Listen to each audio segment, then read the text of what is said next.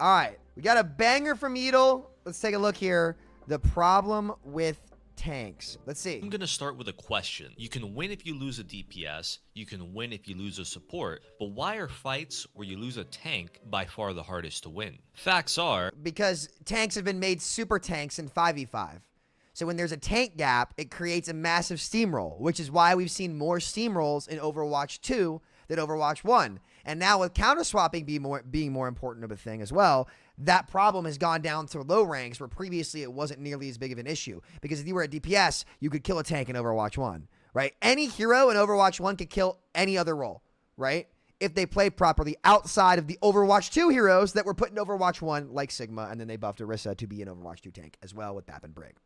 The fate of the universe is in our hands today, guys, because today's video is brought to you by Marvel Strike Force, which is an amazing mobile game where you get to play a hero fantasy out in real life of your favorite Marvel characters. You get to assemble a squad of 5 characters to take on the big threats in the world. And I know you Marvel fans out there, I'm a huge one. Ultimate Spider-Man is my favorite comic story ever written. If you've not read it, please go do so. Spider-Man's in this game. There's a ton of awesome stuff, and they're celebrating their 6th-year anniversary. Your task is to assemble the dream team of your favorite characters from any of these worlds in the multiverse. This game is awesome. You get to recruit heroes and villains from across the multiverse, from Iron Man to Wolverine to Venom, and you get to actually play them in a game, which you don't get to do a lot, and you can do it on your phone. It's super accessible to everybody. There's always new modes coming out. There's campaigns, Blitz, Arena, Alliance War, so many things that you get to do, and it's really awesome being able to kind of play as these characters and just read about them or watch them in films. Like, you get to really live through that experience. That's what makes gaming so special in a whole new way for all you Marvel fans. Not to mention the game has amazing visuals. I've even put some of these characters on stream, some of their OGs like Deathpool or Spider-Weaver, right? They've got a ton of awesome stuff from all over the multiverse, and that's what's so beautiful about gaming is you bring these amazing stories to life in a way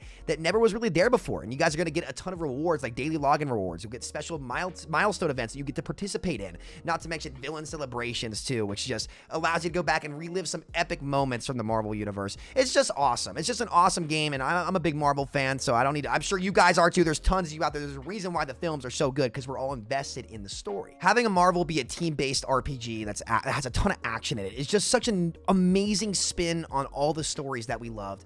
I've got an awesome promo code for you guys too today. I'm going to break down what goodies we have for you. Enter the promo code MSF6 for 310 Deadpool shards, 500 power cores, and 5 premium orbs if you're a new user. And if you already played the game, you can use the promo code NIGHT to receive 15 Nightcrawler shards. Awesome character, by the way. 500 power cores and 5 premium orbs. Guys, this game is sweet. Please go show them some love. It's an awesome thing to see the spin on Marvel that they've done and all the new world where you can really be involved with these characters. So big shout out to them. Do yourself a favor, do them a favor, and do the channel a favor, and download it in the link down below and use the code on screen. Thank you guys so much for sponsoring today's video. And now let's go save the universe. See you guys in a bit. Let's get to the action. Take care.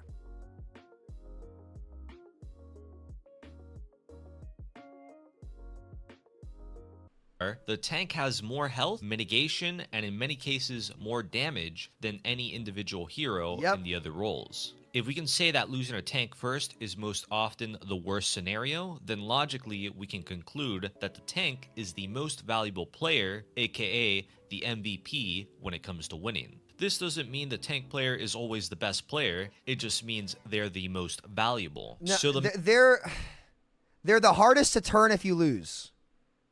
Right? Because the tanks can't actually make big plays because there's no meaningful tank exchange anymore because the stats are so big, right?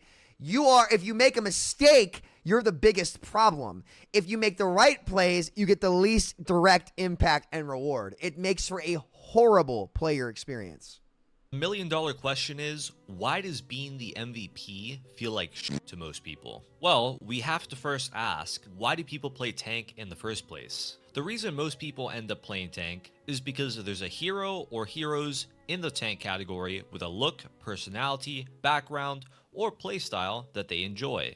This is true for any other role. However, this role isn't like any other role. There's only one tank, and like we established earlier, they are the MVP, and because of this, players will do whatever it takes to deny the tank of value. One of the easiest ways to do that is to counter swap, which this gives the MVP 2 options. Counter swap back, which means they're no longer playing the hero they enjoy playing, or option 2, try to outplay the counter.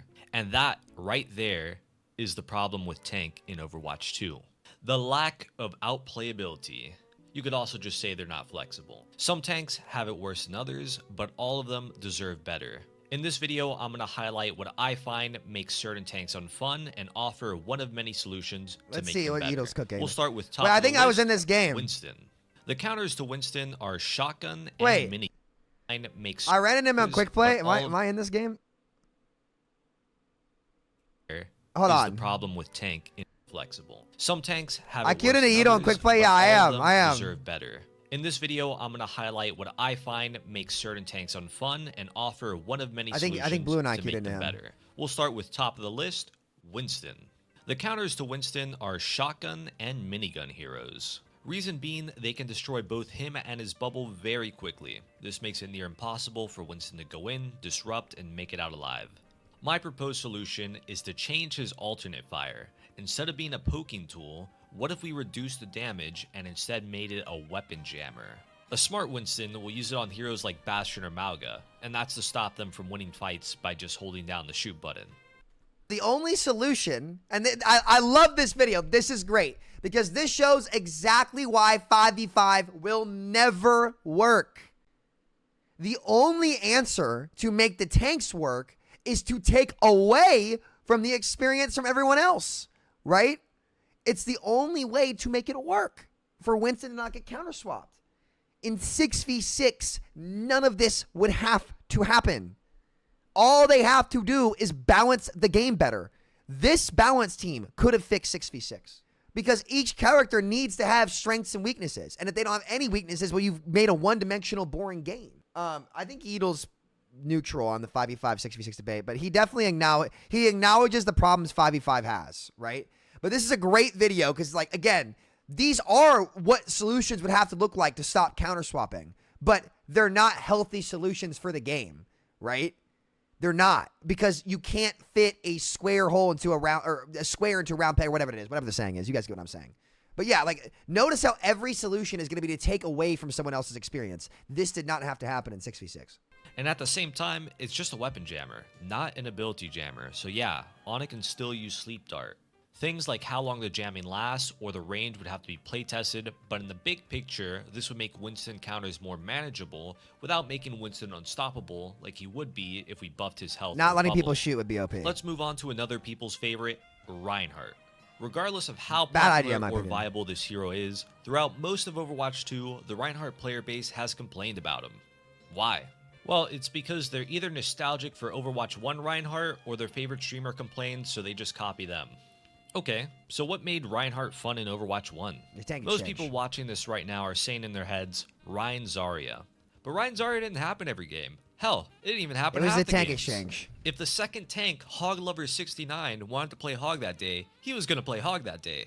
So although Rein Zarya may have been peak to some, the reality is, most of the time, that's not what happened.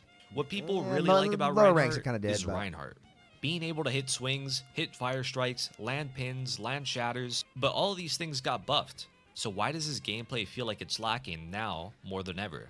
Because Rein flourished in the tank exchange. He couldn't run straight into backlines. He swung on tanks, and he was the better Reins, the best Reins, were the most efficient Reins with their shield management, health management, and building shatter. But now that every tank is a fucking super tank, no matter how you swing your hammer, you're going to get drilled by everything of damage because there's not another tank to help mitigate damage by holding space forward by existing, right? There's no meaningful tank exchange on the front line, and that you're never going to kill the other tank by yourself. To top it off, Shatter gets Suzu'd, gripped, like everything just shuts it down. So like there's no direct value. Why does a good game feel less like you're popping off and more like you're just not feeding? It's simple, because despite his kit getting buffed, most of it doesn't translate to kills. And to that, we can thank mobility creep, which is every new hero as well as some old getting mobility, but also things like Suzu.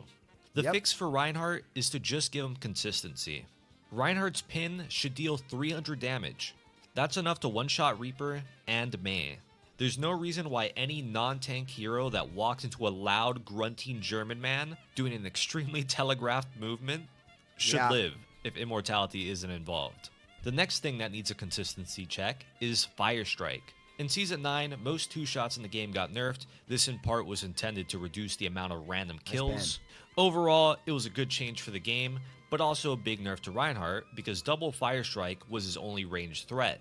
I think an exception can be made when we're talking about an incredibly slow and obvious projectile like fire strike. Yeah. Hashtag bring back double fire strike. Lastly, shatter. With what I mentioned earlier about mobility creep and cleanse, it just about evens out for the fact that there's less shields in Overwatch 2. But even isn't what we want. Tank in Overwatch 2 is supposed to be better. So by that logic, shatter needs to be better. All that said and done, I think buffing the knockdown duration on non-tanks will go a long way in making Reinhardt feel like Reinhardt again. Alright, let's switch it up a bit and talk about a newer. See, it won't matter though because his gameplay loop won't change. Like, again, you can rebalance this as much as you want. It won't make the gameplay loop have more options and feel better, right? It will never feel the same because 6v6 was better for tanking. Just like if we removed one DPS from the game, 6v6 would have been better for DPS. Or if we remove one support from the game, 6v6 would have been better for support. Like all of this shit is being forced because of the format change. And people still don't want to accept it. We are having to do all of this because of the format change. We never had to do any of this in Overwatch 1. Hero. Like, redesigning every fucking character. Like, come on. Ramattra is a tank that's been pretty sleeper strong for a while. He's but good. Strong does not equal fun. Yeah, when I agree. Ramattra released, I played him a lot, and at a high level. I got rank 1 with the guy.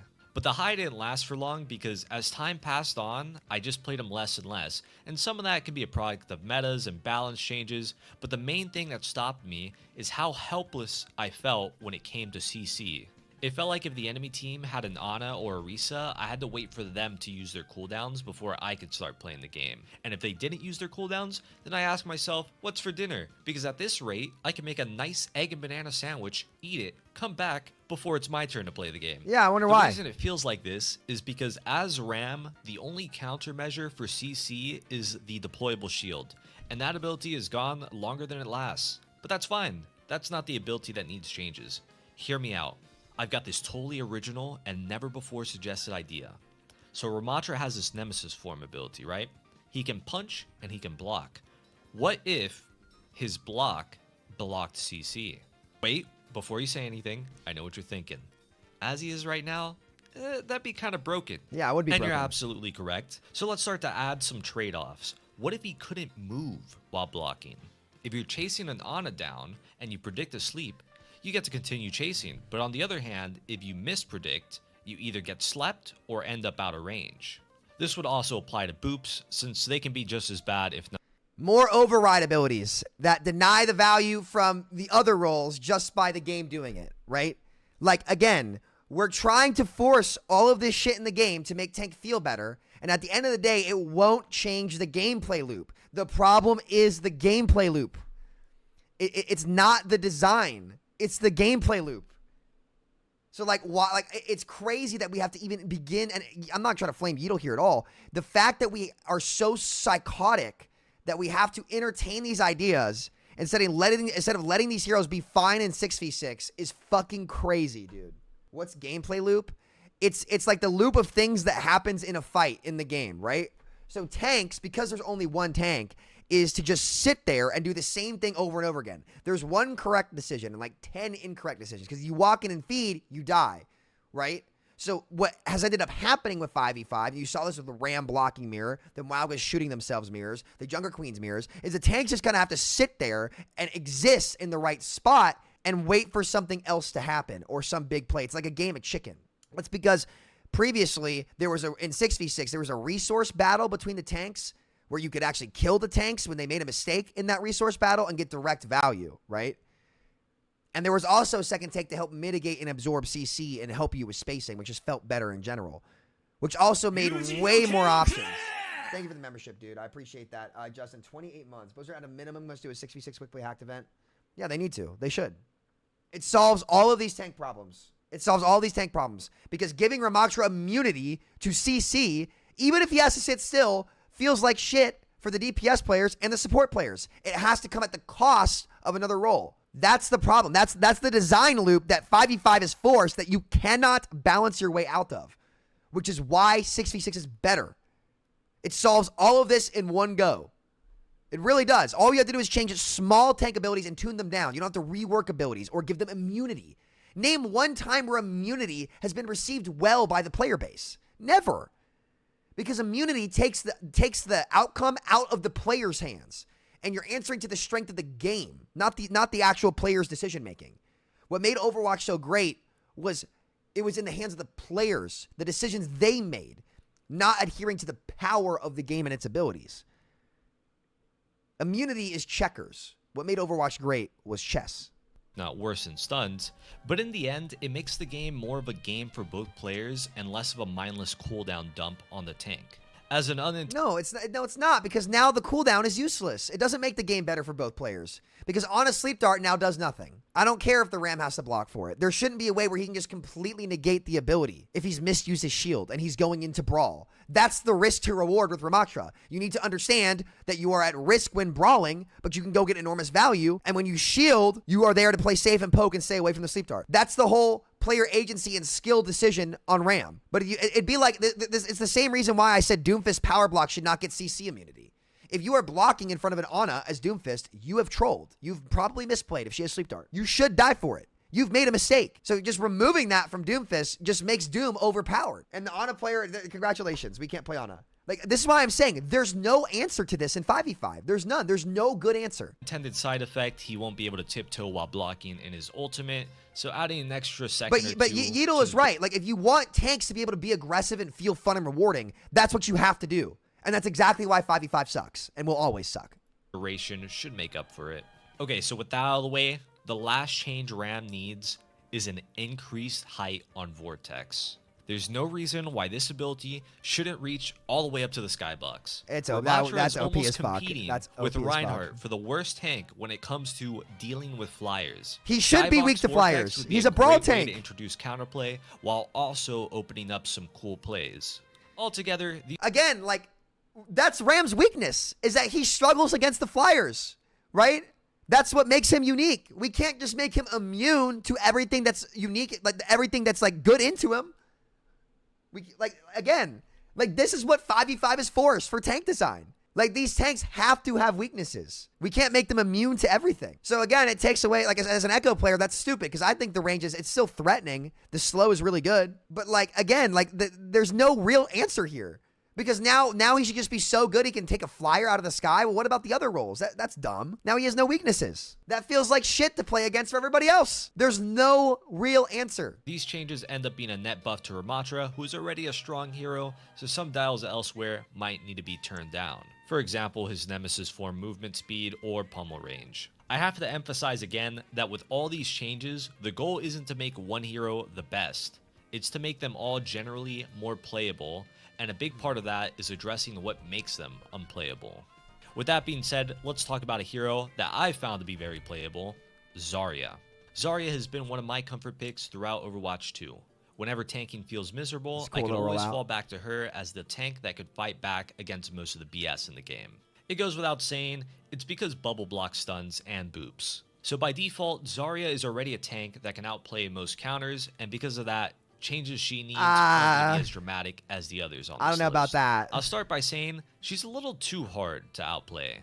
Everyone knows to shoot Zarya when she uses both bubbles, but not everyone knows when she uses both bubbles. Even if you, on an individual level, are trying your best to track them, there are times where you can't afford to stare at the Zarya, She or can be good, times though. she bubbles someone out of sight. What I'm trying to say is, unless Zarya uses both bubbles out in the open, it can be hard to find a punish window. Some kind of visual to show that would go a long way. Just to name an example, glowing bright bubble when she has one, or varying opacity depending on how far off she is on the next That's not a bad suggestion, honestly. That's enough of that. Let's talk about snipers. Hate those guys, think they should be deleted from the game, but assuming they're staying in the game, Zarya has no good way of dealing with them. So if the map is unfavorable, the only outplay is to swap to a dive tank or a shield tank. Yeah, What that if should there be were her a third weakness. option though? One that didn't involve swapping?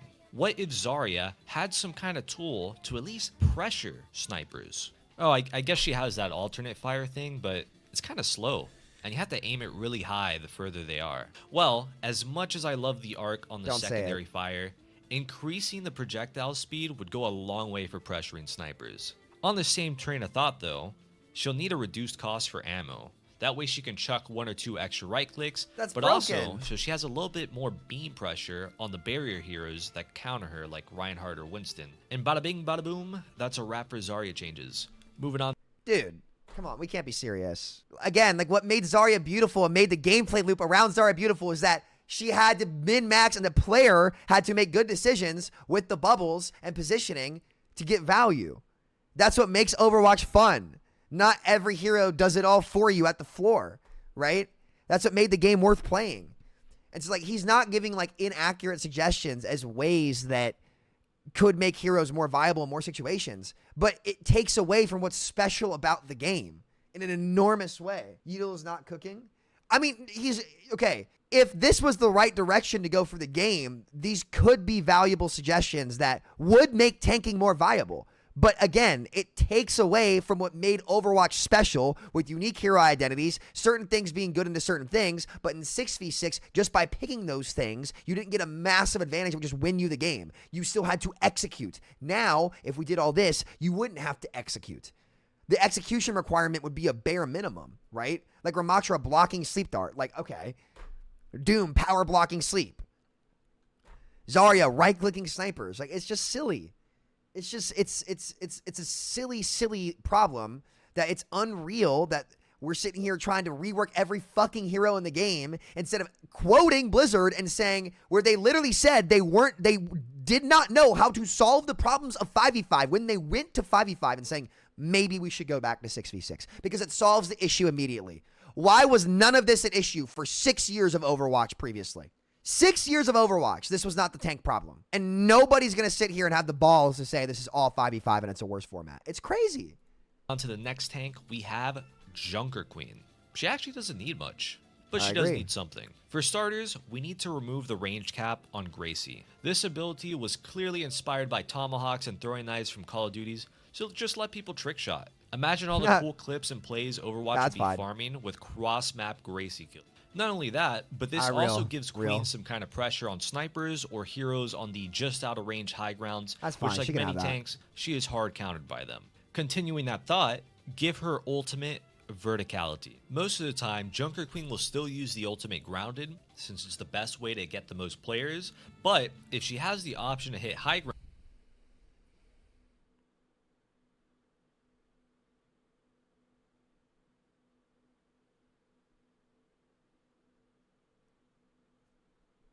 with it every couple fights, then it will help a lot in making her a more flexible tank.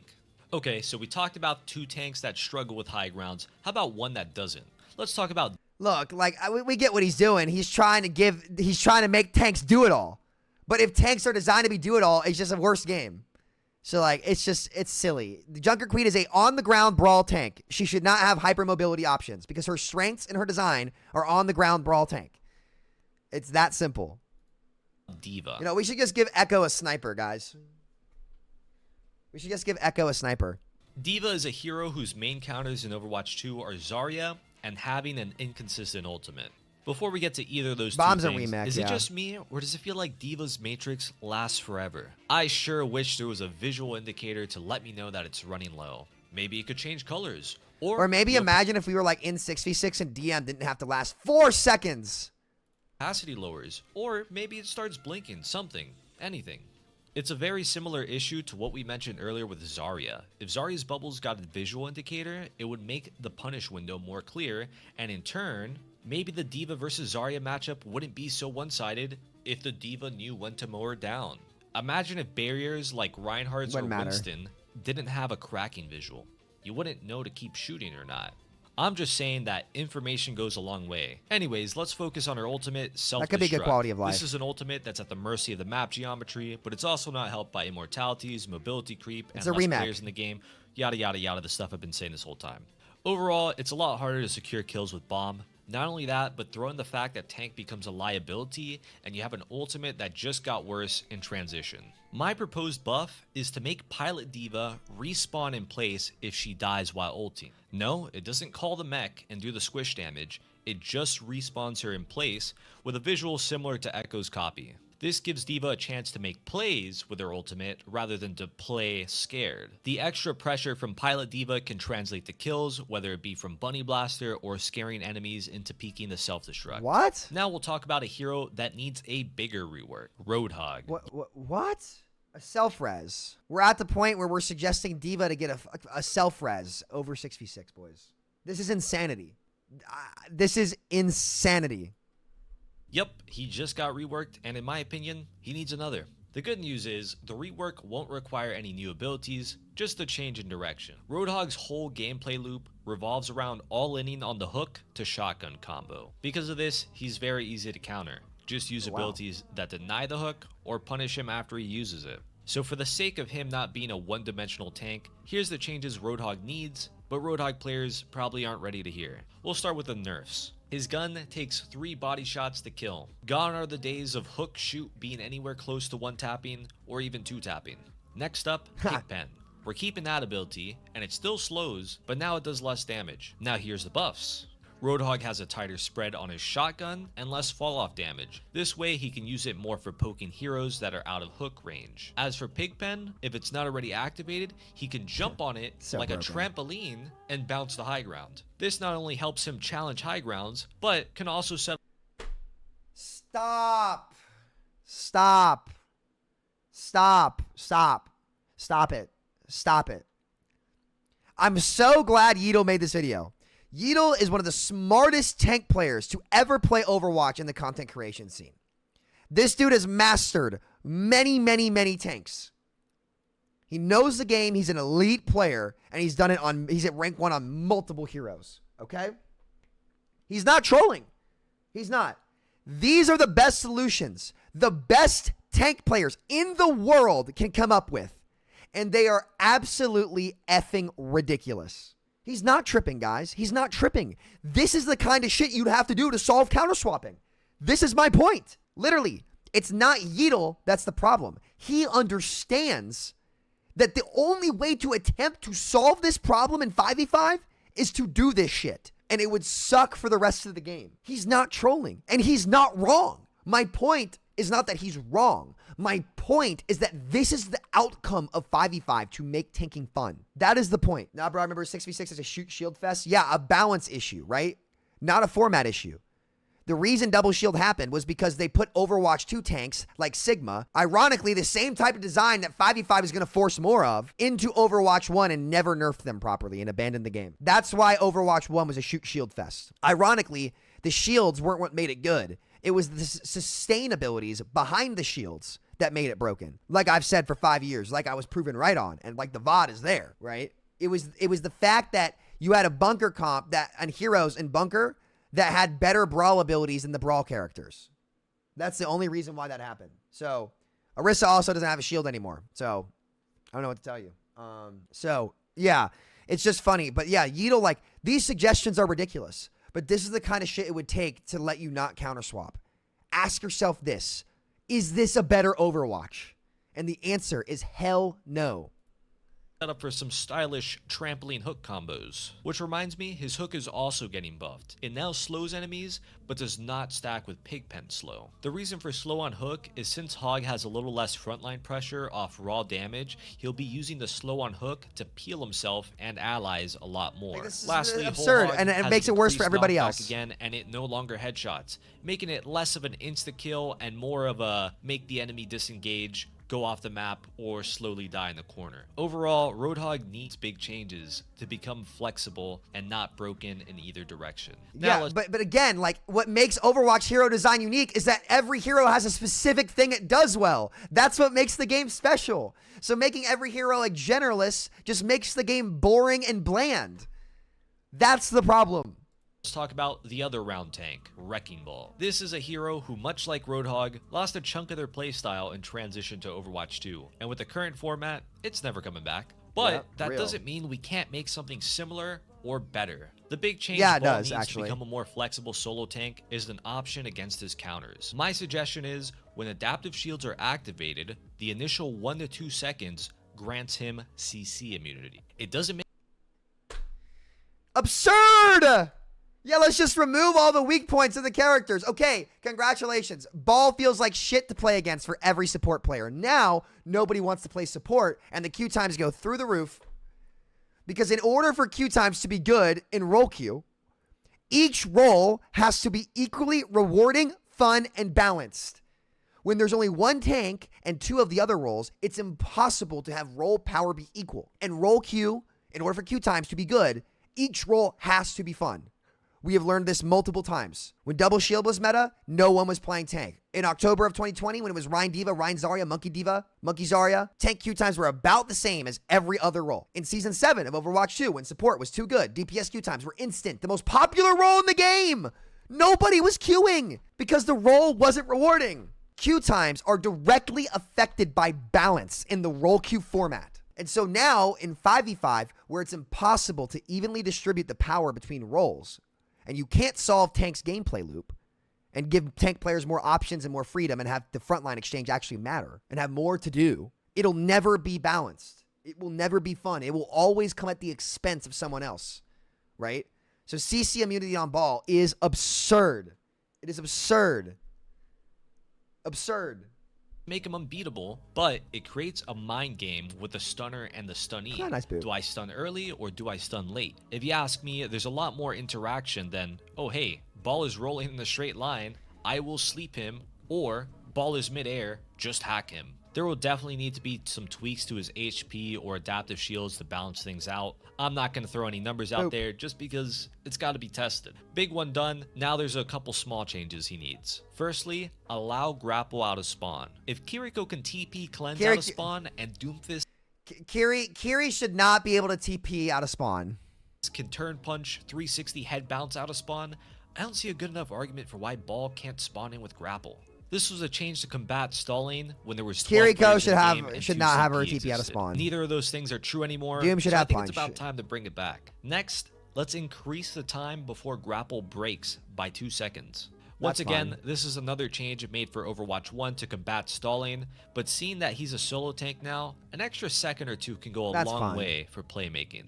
Moving on to Minefield, let's remove the cast time. Nobody is interrupting a 0.1 second cast time on purpose. I know we had loot boxes in Overwatch 1, but it's time to stop rewarding gamblers. Lastly, buff. I do. I try to hack time it well. Yeah, let's just remove all counterplay from tanks. Minefield in general. With Season 9 increasing everyone's health pool, 2 mines no longer kill. Combine that with the fact we're adding another hero that clears mines in every way possible. Yeah, you can buff mines. The ultimate is factually worse than it's ever been, and arguably the current worst among the tanks. If it's not going to 2-tap anymore, then buffing the health per mine will go a long way in making it actually zone and not just a reason for enemies to use one ability and clear them. Now, let's talk about Overwatch's most recent problem tank, Mauga. Since day one, shooting tanks has been his greatest strength and greatest weakness. His kit requires him to shoot tanks so that he can sustain, which creates these massive jumps in viability, where in tank matchups like Hog and Winston, he deletes them while also getting infinite self-heals.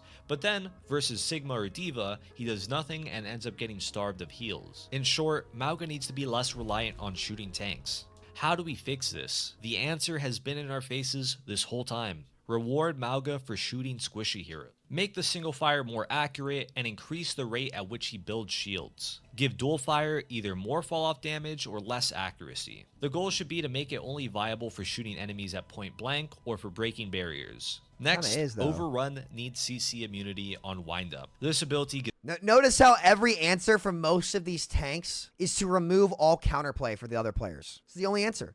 It's to remove all counterplay from everyone else. Do you know how you could make the tank less miserable without removing all counterplay? Imagine if there was like another tank on the field that could help absorb and mitigate cooldowns used on you so that you could hide behind their health pool and their cooldowns that are all weaker in general in order to survive instead of fucking immunity to everything. Again, 5v5 is checkers. What made Overwatch great was chess. The only solution to the tank role is to make everyone else in the game checkers. It is a horrible game design decision. Gives Mauga a chance to outplay stuns and boops, but as it is, the first second winding up makes it too difficult to outplay anything reactively, and with how long the windup is, you can't even outplay most things predictably. Next up, Cardiac Overdrive. Instead of healing for damage, it should be increased fire rate and reload, and it should probably only apply to him. This will make it so that Mauga gets shields at an even faster rate, making dual minis slightly more viable, but also making him rely less on healing, and in turn, making his greatest counter, anti-nade a little less effective. Lastly, we gotta increase might not be or bad. remove the cast time on cage fight. Ultimates should be cancelled on purpose or not at all. Don't know why this is a hot take. Winning a game off canceling cage fight isn't winning because you're better, it's winning because you're lucky. Please, save the luck for the casinos. Moving on to the next tank, we have Sigma. You can Sigma's reduce a the weird tank. He's yeah, permanent you might be able to reduce the cage cast time, to be honest. meta on Circuit Royale and Havana because shield versus sniper's good, but everywhere else, he's somewhere between a safe pick and a questionable pick. His main weakness is that he gets run over or run past, but even those weaknesses are covered pretty decent by his kit. Yeah, I The wonder only why. thing I can suggest Wait a minute. is The only Overwatch 1 tank that transitioned perfectly into Overwatch 2 was the hero that single-handedly made the worst meta and least fun meta ever in Overwatch, and the devs never nerfed it properly. Any proof you need that Overwatch 2, or Overwatch 1's double shield was a design issue is in the proof of the pudding, and that Sigma was the only Overwatch 1 tank that, regardless of the meta, transitioned perfectly onto the maps where he was good. And they nerfed his cooldowns. They nerfed his, I'm pretty sure they nerfed his shield more coming into this game. They nerfed it more, and he was still good. Design and balance issue. passive that grants a 5% base movement speed bonus, just so the old guy has a little more to keep up with the faster fights. Oh, and rock into shoot melee combo should kill most squishy heroes. As of Season 9 health changes, it does not. Let's talk about the next tank, Battle Cattle, aka Orisa. Orisa may just be the people's most hated tank, and there's two reasons for that. First is But Samito, they removed Orisa's shield. Why do people still hate playing against her? It's almost like what I said for, 5 years now? The problem was never the shield. It was Fortify. What happened to Fortify in this game? Oh, wait a minute. Fortify got buffed in this game. Huh. That's kind of effing weird. She has two forms of CC, the spinner and the javelin. Second is that she's hard to punish, thanks to her armor, Fortify, and once again, the spinner. So if the problem is both of these things together and not just one, why not introduce something similar to a shared cooldown like an overheat mechanic? If Orisa uses two cooldowns in quick succession, then she's locked out of the third one for 2 seconds. This does a couple things. If Orisa pushes someone with spinner and spear, it's an all-in play that can be punished since she can't fortify but for you 2 shouldn't seconds. lock heroes if out of she abilities. chooses not to immediately combo abilities, then the victim has a CC-free moment to fight back. So obviously this is a net nerf for Orisa. We gotta give her a little something to compensate. And to that, I say, let Orisa fly. The people have been asking for this, and the people are... At what point are we just going to say 6v6 was better? You have the rank 1 tank player. The best, most flexible tank streamer in the game. Yeatle is by far the best. It's not close. When it comes to streamers, Yeatle is the best tank player. Not even close. He's at rank 1 on multiple characters. He's got great game sense, great decision making, a great understanding of the game. This dude is asking for Orisa to fly. We can't be serious, Aaron. I will pull up the VOD of you guys saying you did not know how to solve the 5v5 problems and you'll have to figure it out. Well, here we are, dude. This is fucking ridiculous. Ridiculous. At what point is the echo chamber of what's left of the Overwatch creator scene going to take a step back and say, maybe if the best tank player in our community sits here and says the main option is to let Orisa fucking fly and Roadhog jump on his pig pen like a trampoline and Lord knows what else, maybe this 5v5 thing was a mistake. Just like Blizzard openly acknowledged they didn't know how to solve it when they announced it. At what point? The queue times are the same because the fucking game is worse. If you cut a tank out, you save queue times, yes. But if you make the role shit in the process, you lose a ton of the player pool that you would have had in 6v6 anyway. I can't believe this is like, I'm glad this video is happening because I'm really hoping that people fucking get it now that there is no solution. You have the top-ranked players saying shit like, let Orisa fly. Imagine if this was said in Overwatch 1. We never would have had to have these conversations. Guys, this is absurd. I can't. Stop defending 5v5. This is fucking dog shit. Or getting restless.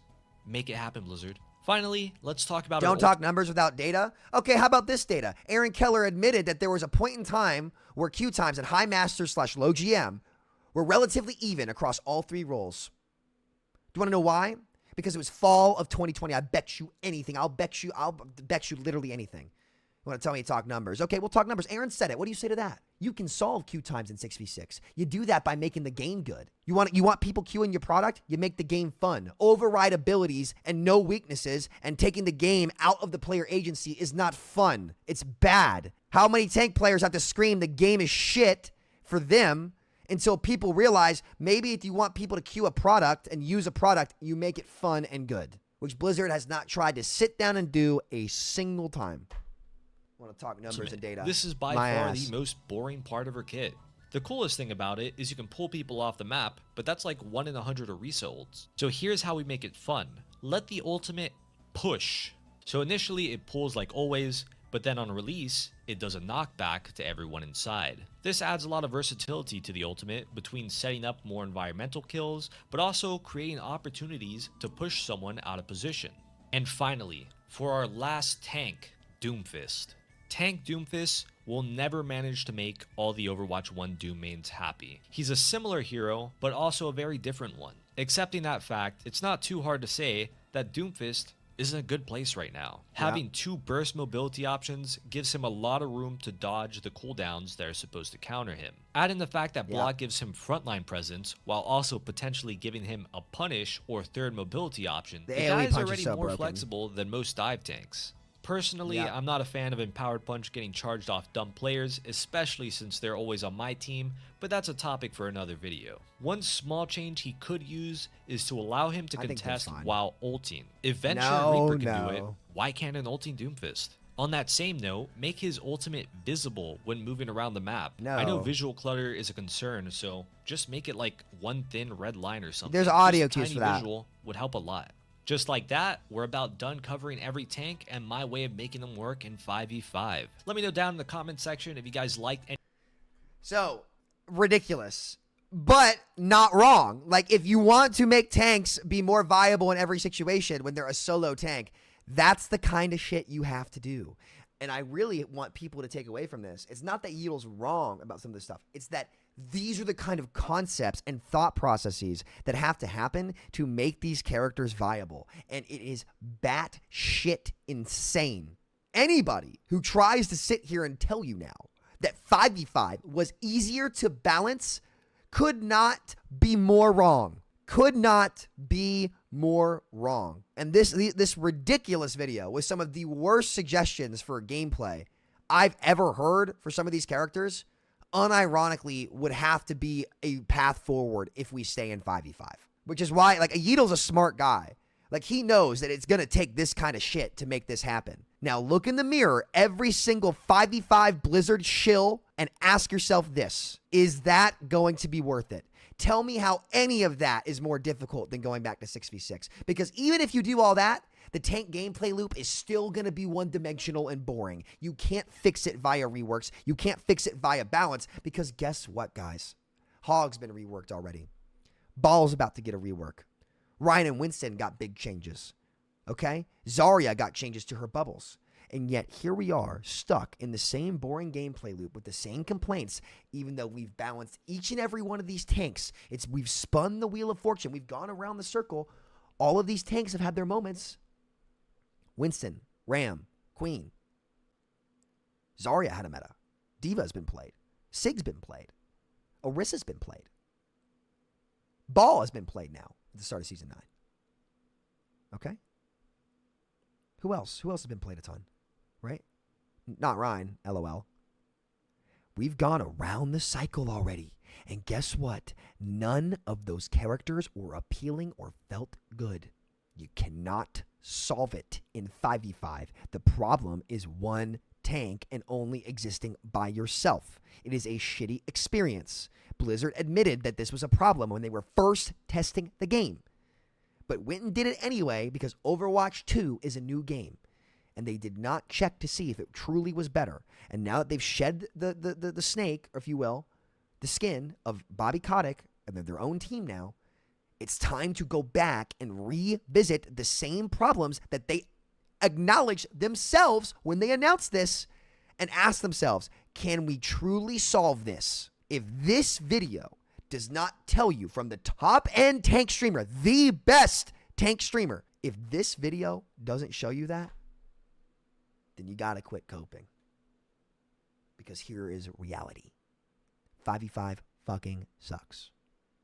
Especially for tank players.